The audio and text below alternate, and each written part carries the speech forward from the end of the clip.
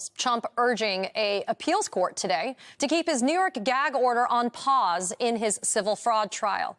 In a new filing, Trump accusing the judge of, quote, brazen and unmitigated violations of the Constitution, and claiming his law clerk is, quote, overtly partisan. Trump maintaining this position despite a filing from last week where court officials argued that the gag order should be reinstated because of a, quote, deluge of threats against the judge and his law clerk, including hundreds of threatening and harassing and anti-Semitic messages. The trial continuing today in New York, with the defense starting week 3 of presenting its case in chief. A Trump Organization executive taking the stand today, insisting that the company has no longer prepared for years the financial statements that the state argues contained intentionally deceptive numbers. We'll continue to keep you updated on that trial as it progresses. Meanwhile, some movement down in Georgia. DA Fani Willis proposed to the court an August 5th, 2024 trial date that could put Trump on trial through the 2024 presidential election and possibly into 2025. But Trump co-defendant John Eastman pushing back on this timeline, asking for a faster trial for himself and others, arguing in a new filing that, quote, defendants who do not have lifetime United States Secret Service protection can exercise and have their right to a jury trial completed within 2024. Joining me now is Neil Katyal, former acting U.S. Solicitor General, and Melissa Murray, NYU law professor. So psyched to have both of you guys here. I was just talking with the EP of the show, and we agree there is a buffet of Trump legal from which we can now choose. So, Neil, let's start with your reaction to Trump's latest filing arguing against the gag order being reinstated.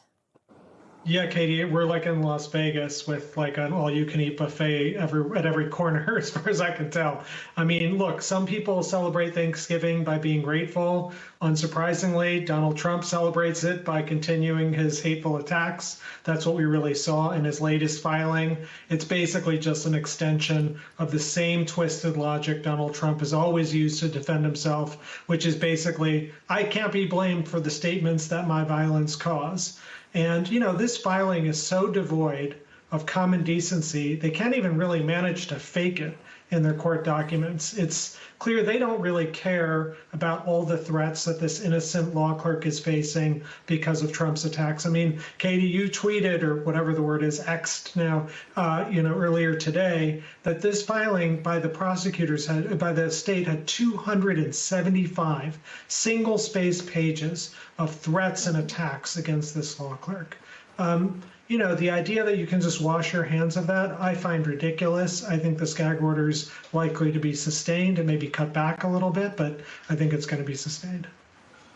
And, you know, Melissa, if there's any type of deja vu that's happening, it's because the same arguments that Trump is advancing in the New York AG appellate court is the same arguments that he's made in front of that D.C. appellate court and the Circuit Court of Appeals that's dealing with the Chutkan limited gag order that was imposed upon Donald Trump. To Neil's point, and in some way to Donald Trump's point, is it fair, legally speaking, to impose a gag order on someone for the statements or comments that are being made by a third party that is not that person?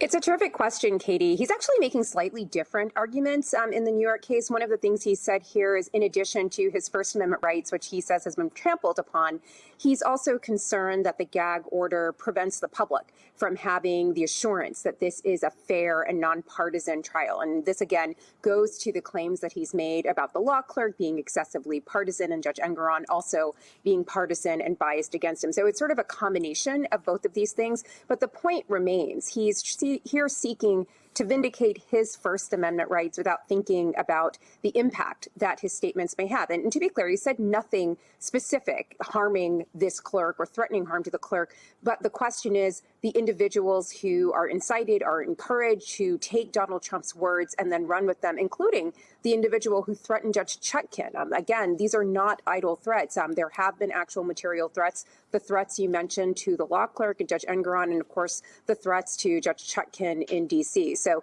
in both scenarios, the Court of Appeals in New York and the D.C. Circuit are going to have to weigh those concerns about First Amendment speech, political speech, and this question of public safety. And again, think about those individuals who are not necessarily connected to Donald Trump, but seem to be in a position to do what they think Donald Trump would want.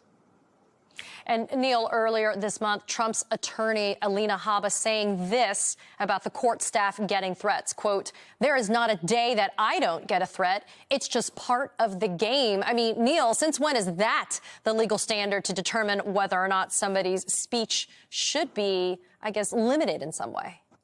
Yeah, it isn't, of course not. And, the idea that you can have particularly a criminal defendant, which is what's happening in Washington, D.C., going and stoking these fires is totally unthinkable.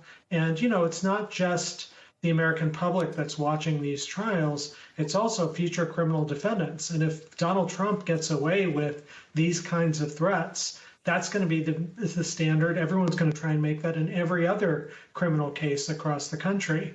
If I had to make one criticism, I think, of the judges last week in Washington, D.C., which I think they're extraordinary judges, but they didn't totally function in the real world, Katie, picking up on your point, because Trump has a pattern not just of threatening, but using double talk. He uses words that could mean two things. Everyone obviously knows what this means, and his supporters have a history of using those words and running with them. Just take a look at January 6th, or look at the case Melissa's referring to, which is a real criminal case. Someone's in jail right now for threatening Judge Chutkan. So these are real things that happen. And the argument last week felt a little bit abstract, a little bit theoretical, when these have real world consequences for people on the ground. And, Melissa, I am going to bring up Fulton County now, not necessarily in the context of the John Eastman ridiculous thing that he just filed today, but in the context of the Harrison Floyd co-defendant, because there was an issue vis-a-vis the bond conditions there. And again, it's the same idea, Harrison Floyd saying and parroting what Donald Trump has said, which is, I'm not responsible for what other people post. I'm not responsible for that. And yet we've seen the actual consequence. And so I guess for our viewers, Melissa, is it possible for judges who are supposed to pretty much abandon everything when they come to the bench in terms of their personal biases, et cetera, is it feasible or possible for them to actually apply the common sense that all of us and everybody who's watching do apply every day in our lives when it comes to the fact that you can actually trigger activity or trigger conduct or threats or violence based upon what you say? Well, I don't think anyone expects that judges abandon any sort of practical understanding of what their rulings might do. I mean, certainly we expect that judges will be unbiased and will approach every case with an open mind. But part of approaching every case is to think not just about the doctrinal consequences of your rulings, but also the practical consequences of that. And again, for these judges, and Neil is exactly right, these are not abstract or theoretical concerns. We have seen in the last 5 years, a judge in New Jersey watch her son get killed by someone who had threats against the judge and then pursued those threats by going to her home, injuring her husband, killing her son. He also had a dossier on one of the justices of the Supreme Court. We've seen threats against Justice Kavanaugh. These are not idle threats. I'm surprised that they weren't more focused on that, especially for their colleague, Judge Chutkan, who is not far away in the D.C. District Courthouse.